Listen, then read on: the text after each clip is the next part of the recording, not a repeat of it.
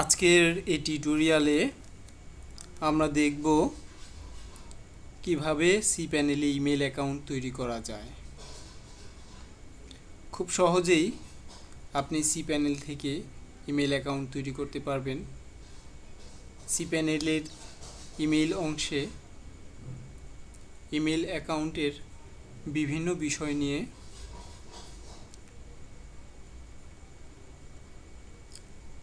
আলোচনা করা হয়েছে। এখানে ইমেল অ্যাকাউন্ট এই অংশে আপনি ইমেল অ্যাকাউন্ট তৈরি করতে পারবেন। ওয়েবমেইলের প্রবেশ করার জন্য ওয়েবমেইল অংশ, এছাড়াও ইমেলের স্প্যাম অ্যাসিস্ট্যান্ট, বক্স ট্র্যাপার ও অন্যান্য ফাংশনালিটি রয়েছে। ইমেল ফরওয়ার্ডারের মাধ্যমে আপনার কাছে আসা কোনো ইমেল সরাসরি অন্য ইমেল অ্যাড্রেসে পাঠিয়ে দিতে পারবেন। অটো রেসপন্সের মাধ্যমে আপনি ইমেলটি চেক না করতে পারলে অথবা বেড়াতে গেলে অটো রেসপন্সের মাধ্যমে খবরটি পৌঁছে দিতে পারবেন।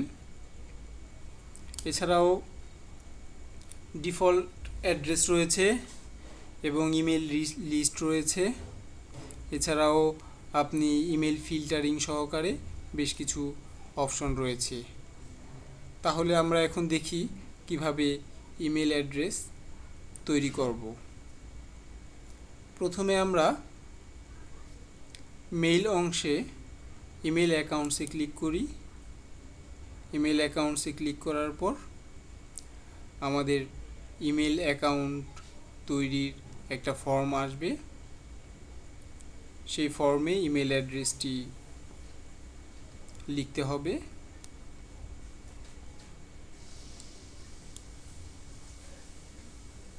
আমাদের যে ফর্মটি আসছে দেখতে পাচ্ছি, যেহেতু আমাদের ওয়েবসাইটের ঠিকানা হচ্ছে firozalam.com, সেহেতু এখানে @firozalam.com ডিফল্ট হিসেবে রয়েছে। এখানে আমরা ইমেলের যে নামটি দিব সেটি দিতে হবে। ধরা যাক আমরা নামটি দিব email@firozalam.com। এখানে আমরা পাসওয়ার্ড দিব। আপনি চাইলে পাসওয়ার্ড তৈরিও করতে পারেন পাসওয়ার্ড জেনারেটর মাধ্যমে। এখানে জটিল কিছু পাসওয়ার্ড স্বয়ংক্রিয়ভাবে তৈরি হয়। জেনারেট পাসওয়ার্ডে যতবার ক্লিক করবেন ততটা নতুন পাসওয়ার্ড চলে আসবে। এই পাসওয়ার্ডগুলো মনে রাখা কঠিন। ইমেলের ক্ষেত্রে আমি অবশ্য এই পাসওয়ার্ডগুলো পছন্দ করি না। তো আপনি যদি এই ধরনের পাসওয়ার্ড পছন্দ করেন তাহলে সিলেক্ট করে কপি করে এখানে পেস্ট করতে পারেন, অথবা আপনি নিজেই একটি পাসওয়ার্ড দিতে পারেন। ধরুন আমি পাসওয়ার্ড দিলাম।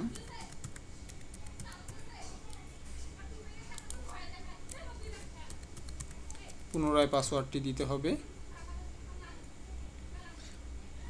পাসওয়ার্ডটি কতটুকু শক্তিশালী সে অংশটা এখানে স্বয়ংক্রিয়ভাবে দেখাবে। ইমেল কোটার মাধ্যমে এই ইমেল বক্সে কত মেগাবাইট খরচ হবে সেটা দিতে পারেন। ধরা যাক ইমেল বক্সের জন্য আমরা 200 মেগাবাইট জায়গা রাখবো। আনলিমিটেড অংশ দিলে আনলিমিটেড সংখ্যক ইমেল তৈরি হবে। মেগাবাইটের সাইজ হবে 200 মেগাবাইট দিয়ে ক্রিয়েট অ্যাকাউন্টে ক্লিক করতে হবে।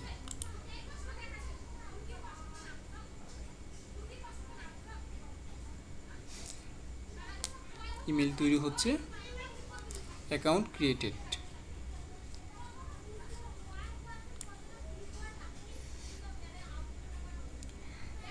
email@firozalam.com ইমেল অ্যাকাউন্টটি তৈরি হয়ে গেছে।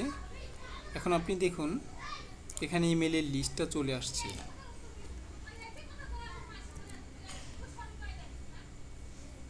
এর আগে অবশ্য আরও একটি ইমেল অ্যাকাউন্ট তৈরি করা ছিল। info@firozalam.com। এখন আমরা তৈরি করলাম email@firozalam.com। আপনি খুব সহজেই এই ইমেলে বেশ কিছু কাজও করতে পারবেন।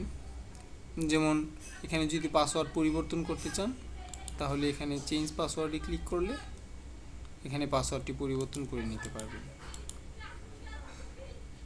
ইমেল অ্যাকাউন্টের কোটা যদি পরিবর্তন করতে চান তাহলে চেঞ্জ কোটাতে ক্লিক করে এখানে জায়গা যদি আপনি আনলিমিটেড দিতে চান তাহলে চেঞ্জ কোটাতে ক্লিক করুন, আনলিমিটেড জায়গা চলে আসবে।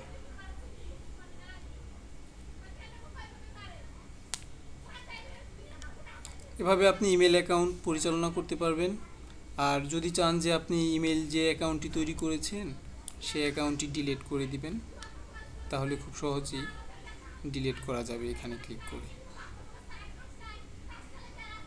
তাহলে আমরা যে অ্যাকাউন্টটি তৈরি করেছি, ইমেল অ্যাকাউন্ট তৈরি করেছি, সেই অ্যাকাউন্টটি ডিলিট করেও ফেলতে পারি।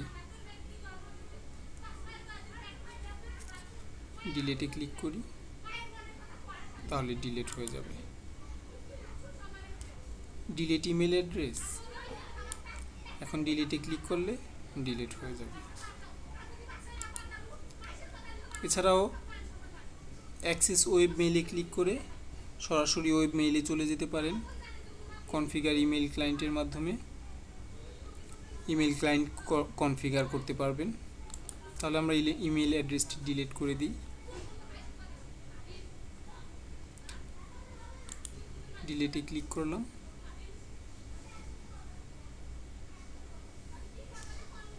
ইমেল অ্যাড্রেসটি ডিলিট হয়ে গেল।